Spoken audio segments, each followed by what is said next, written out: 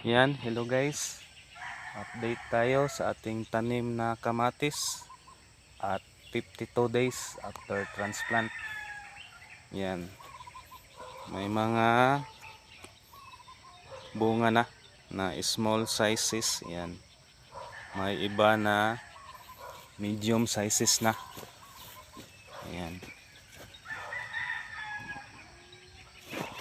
medium sizes na yung iba. Yan, ito na yung ating kamatis at 52 days. Yan.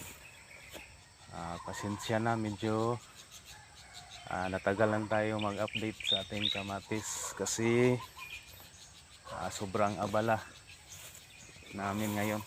Nagtanim kami doon sa kabila ng spring onion. Yan. Yan. Hindi talaga natin ma-perfect yung ating kamatis guys. May mga nangungulbot talaga yung mga dahon. Ayan. Kumukulbot talaga yung dahon niya. Pero kahit papano, may bunga naman. Nagdala ng bunga.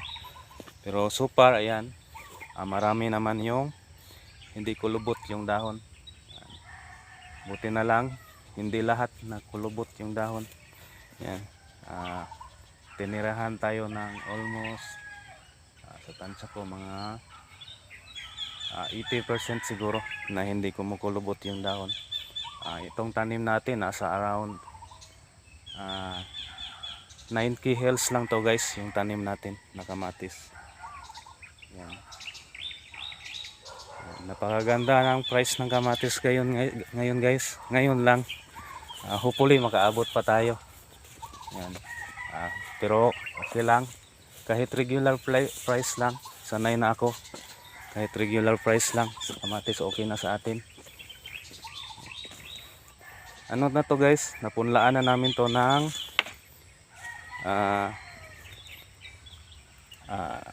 ampalaya. Yan, ready na to, relay cropping sa ampalaya. Ayan, so nag-germinate na yung ampalaya natin. Ang napunla natin dito na ampalaya, ano lang, 1,000 hells na ampalaya napunla natin. Ready na to ng relay cropping. Kaya lang medyo madamo na. By next week siguro mag line weeding kami dito sa row ng kamatis kasi madami ng damo. So management natin dito sa pag-spray, ano lang tayo, abamectin, tapos mitomil, din clothianidin. 4 days, dalawang bisis successive. Nagdagdag tayo ng clothianidin successive, dalawa. 4 days, dalawang sprayan clothianidin, tapos abamectin, dalawa din. 4 days, tapos mitomil, tapos fungicide natin, ano lang, group number MO5 Daconil, tapos powder na mancozeb with zinc. So ayun lang, tapos foliar every weekend. Yan. So kailangan na tayo mag leaf pruning dito sa baba na mga dahon. Antayin lang natin na mag big sizes yung mga bunga ng ating kamatis, tapos mag leaf pruning tayo para makakita ng araw itong ano natin, ampalaya. Yan. By next week mag drains tayo dyan sa ating ampalaya. Tapos baka bukas maglagay tayo dito ng second layer na dingding sa ating kamatis kasi medyo ma-stress na siya pag mag-spray tayo. Matatamaan na natin yung mga dahon dito sa tabla. Yan. Yan. Yan, may mga bunga na yung kamatis natin. So, hindi talaga natin ma-perfect yung kamatis guys. Yung mga first na mga bunga niya, pero merong sa Bisaya pa, pero merong pungpong. Yan, may natay nakitaan na naigo no insect sa mga ano, sa Among tawag sa mga dito lipot-lipot or sabay tawag ana nila kaning tomato aphids yan. Pero isa-isa lang, katong permerong pungpong lang, pinaka first lang. Dito sa mga ikalawang yan, pungpong yan. So far wala na. Naalis na natin yung mga lipot-lipot, yung aphids yan.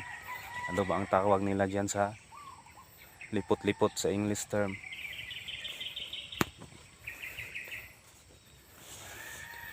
Yan. Sumibol na yung nag-germinate na yung ampalaya natin. Yan, may mga iba na hindi sumibol. Tapos i-replace na lang natin yan. Bibili tayo ng isang can na 250 hells na ampalaya. Yan, pang replace natin. Pero hindi naman naabot siguro sa 200 ang casualty nito. Kakaunti lang. Tapos extra na lang yung iba. Yan. Ayan, expected natin dito sa ating kamatis guys, first week of February. Yan, makakapik na tayo dito, makapagsimula. Yan, kung patuloy pa ang ulan. Yan, kasi araw-araw yung ulan dito. Medyo maliit tayo sa pag-harvest nito. Kung mawala naman yung ulan, kung mag-balance lang ang klima, yan, mag-balance lang. Possible last week sa this month, last week makapik na tayo dito pag mag-balance yung climate dito sa amin, yung klima.